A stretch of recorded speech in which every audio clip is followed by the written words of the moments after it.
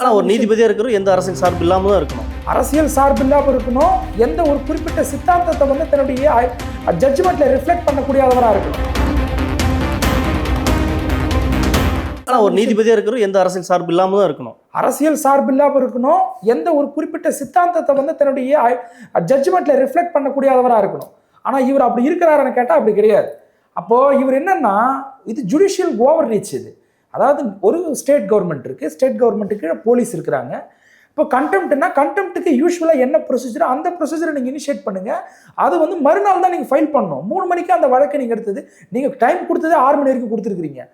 3 மணிக்கு ஒரு ஃபைல் பண்ணுறாரு, நீங்கள் அப்போது அந்த வழக்கு எடுத்து விசாரிக்கிறீங்க. வந்து துணை ராணுவ படையை வந்து நீங்கள் வந்து அவங்களுக்கு பாதுகாப்புக்கு அனுப்புகிறீங்க. ஸ்டேட் கவர்மெண்ட் கண்ட்ரோலில் போலீஸ் இருக்குது, லோக்கல் போலீஸ் இருக்குது. அப்போ அவங்களுடைய அதிகாரத்தில் நீங்கள் தலையிடுவது என்பது இது ஒரு ஜுடிஷியல் ஓவர் ரீச் தான். இது நீதிபதி தன்னுடைய அதிகாரத்தை துஷ்பிரயோகம் பண்ணி மாநில சுயாட்சியில் தலையிடக்கூடிய ஒரு விஷயம் தான்.